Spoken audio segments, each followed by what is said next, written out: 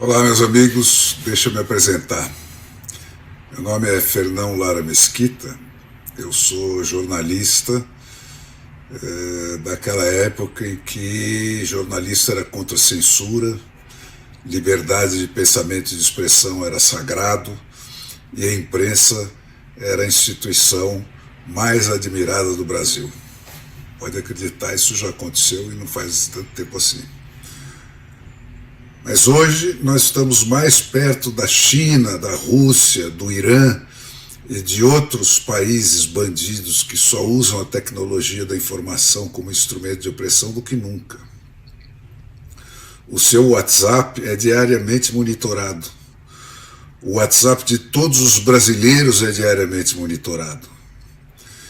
Só assim é que se consegue pegar aqueles que o Alexandre de Moraes escolhe para Cristo, né, como tem pego. E os principais cães de faro que ele usa nessa caçada são as próprias redações da imprensa que até ontem defendia com unhas e dentes o seu direito de pensar e afirmar o que quisesse. É por isso que eu suspendi a minha hesitação em gravar um vídeo como esse, porque eu acho que a ocasião agora está pedindo ações drásticas. Essa onda negra que nunca se levantou tão alta na história do Brasil depois do fim da Inquisição não abaixa sozinha. O momento é de extremo perigo. Então eu queria propor para vocês, dentro desse clima de extrema confusão e pressão que isso cria, né, um teste. Um teste que eu proponho que cada um faça diante do espelho, sozinho, você com você, olho no olho. E esse teste começa com essa pergunta: o que é que está ferindo a sua sensibilidade nesse momento? Aquilo que realmente faz o presidente que veio de Xiririca, hoje Eldorado Paulista, pela picada da internet e não na carruagem da grande mídia, né, o modo como o que ele fala arranha os seus ouvidos, que estão acostumados só com aquela putaria do Leblon, com sotaque de Paris, que tem mantido o Brasil preso no século XVIII, mas que não provoca a dissonância que você está acostumado, porque você está acostumado com ela desde que você nasceu. Ponha a mão na sua consciência e veja o que é que provoca a sua reação de antipatia com o presidente. Sozinho, olhando você no olho, pergunte-se para você mesmo, para ser honesto: você tem alguma coisa contra alguma ação do Bolsonaro? Ou você está se deixando levar naquela da velha igreja de antes da reforma, que queima hereges por pensamentos e palavras, né, mas perdoa as ações pecaminosas contra o pagamento de uma indulgência comprada com dinheiro? O Bolsonaro é mesmo esse bandido? Um ladrão maior do que aquele que o Banco Mundial classificou como o maior assaltante de povos de todos os tempos? O Bolsonaro é mesmo uma ameaça à democracia? Quem foi que ele censurou? Quem foi que ele prendeu? Quem foi que ele desmonetizou? Quem foi que ele proibiu de trabalhar?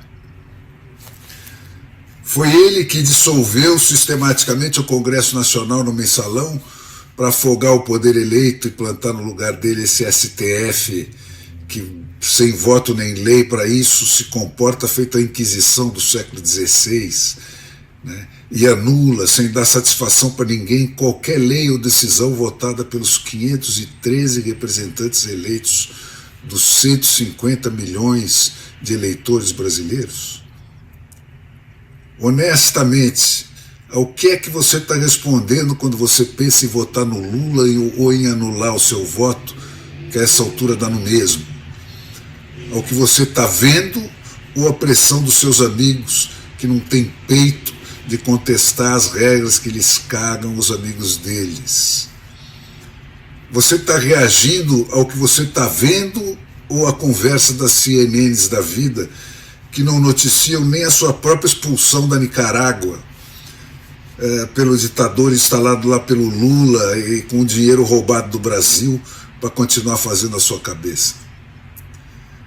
Quando você vota no Lula, quando você anula o seu voto, você está entregando o país, você está entregando de volta ao PT o Tesouro Nacional, que financiou todas as ditaduras latino-americanas que foram arrancadas do túmulo pelas bruxarias do João Santana, aquele que elegeu o Lula, e depois o Maduro, e depois o Daniel Ortega, e depois a Cristina Kirchner, e toda a corja que hoje nos cerca, com dinheiro roubado do Brasil. Quando você vota no Lula ou quando você anula o seu voto, você está confirmando o cancelamento do Poder Judiciário brasileiro pela canetada do Dr. Fachin, o advogado dos comícios do MST, que a Dilma enfiou no Supremo para anular a sentença de 9 juízes das 3 instâncias do Judiciário abaixo do STF.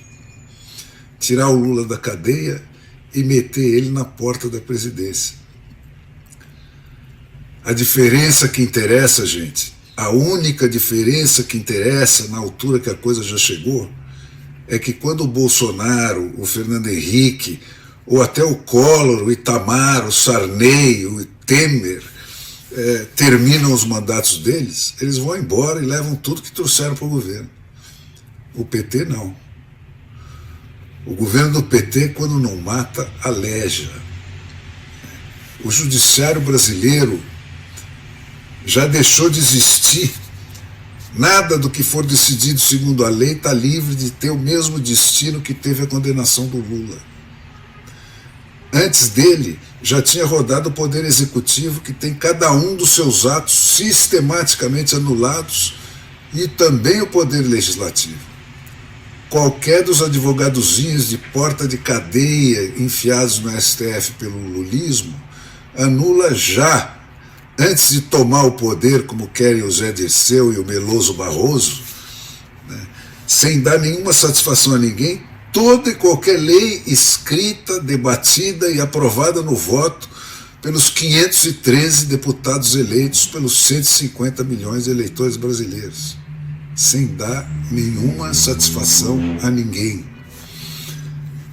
Ditadura é isso, não falta nada. Nós voltamos para o século XVII, antes da divisão dos poderes em nome da proteção do povo. Nós vivemos numa monocracia, que é a coisa mais perto de uma monarquia que tem hoje. E quem não gostar, que vai reclamar com o STF, que hoje está em 7-4, mas já em 2023 pode ir para 9-2, porque tem a aposentadoria do Lewandowski e da Rosa Weber já no ano de 2023. O Lula, faltando uma semana para a eleição, nem se tocou de publicar um programa de governo, porque não precisa, é o mesmo de sempre. Eles já tentaram 3 vezes antes passar o mesmo golpe e foram impedidos sempre na última hora. A primeira tentativa foi no Natal de 2009, faltando 5 dias para terminar o mandato do Lula, eles baixaram o Plano Nacional de Direitos Humanos, que instituía uma política nacional de participação social, que impunha 521 alterações na Constituição brasileira, alterando 22 artigos, 11 parágrafos e 92 incisos para substituir o sistema de decisões emanando do povo via Congresso Nacional, como manda a democracia. A segunda tentativa foi uma reedição do mesmo pacote, então rebatizado de Decreto número 8.243 da Dilma Rousseff, baixado no dia 23 de maio de 2014. véspera da Copa, sempre eles aproveitando esses momentos de confusão e de desatenção do país para tentar passar os seus golpes. Esse pacote mantinha o Congresso aberto, porque não podia afirmar que ia fechá-lo, né?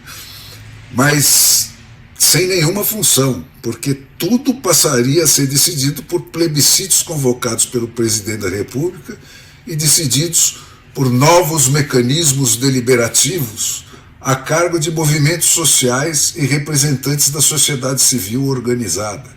Isso eu estou sendo textual. Eu vou deixar para vocês depois o link onde vocês podem ler palavra por palavra o que eles escreveram e tentaram passar 3 vezes antes de agora. Por esse instrumento, todos os poderes da União e do Ministério Público, assim como os do Judiciário, estariam submetidos a esse tipo de controle social, sempre entre aspas. Todos os instrumentos da Lava Jato, as delações premiadas, as prisões na segunda instância, etc., seriam revogados. E o controle da mídia, a obsessão do Lula, se faria com a atuação da Anatel e da Polícia Federal para impedir perseguições como a que o Lula tinha sofrido. Com o STF e a mídia dominadas, eles desistiram dessa frescura. Não precisava mais. Rodou o Ministério Público. Agora o que vale são as ordens dos Randolphos Rodrigues da vida que o STF executa. Rodaram a Lava Jato, a lei da ficha limpa e a condenação na segunda instância.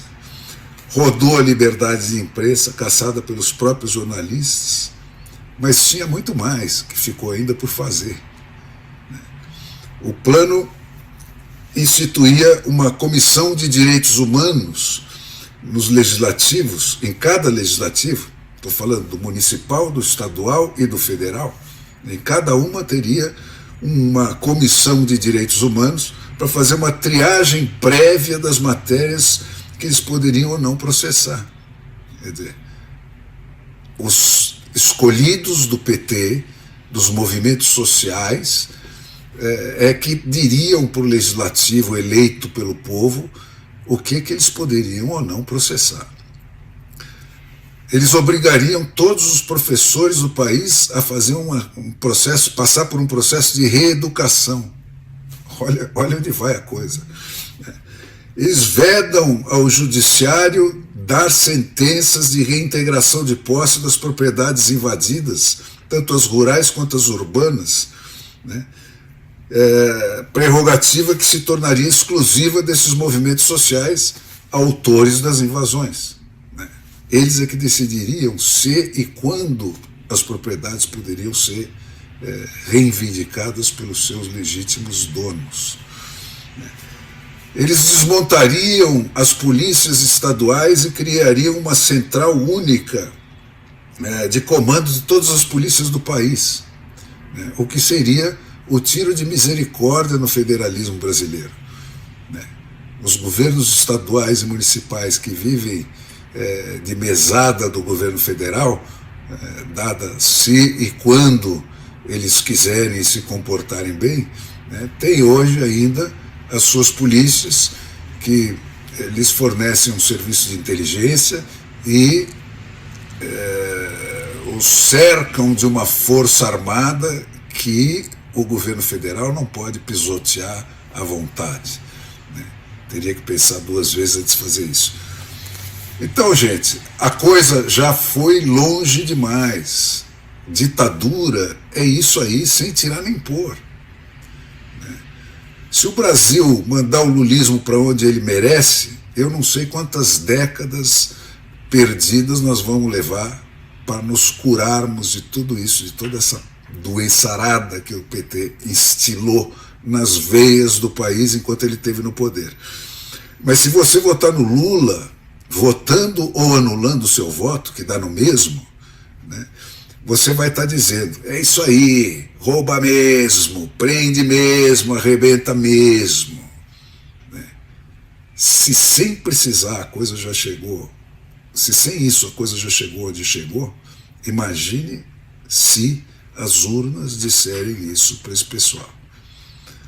Aí não tem mais conserto. Nós vamos ser uma nova Argentina, uma nova Rússia, com o nosso próprio Putin ameaçando o mundo, assassinando opositores, como estão fazendo todos esses vizinhos nossos que o Lula ajudou a pôr onde estão. Então, gente, atenção, muita atenção. O Brasil nunca esteve tão perto do abismo quanto está hoje. Então, antes de apertar aqueles botõezinhos no domingo que vem, pensem muito seriamente no que vocês vão estar fazendo.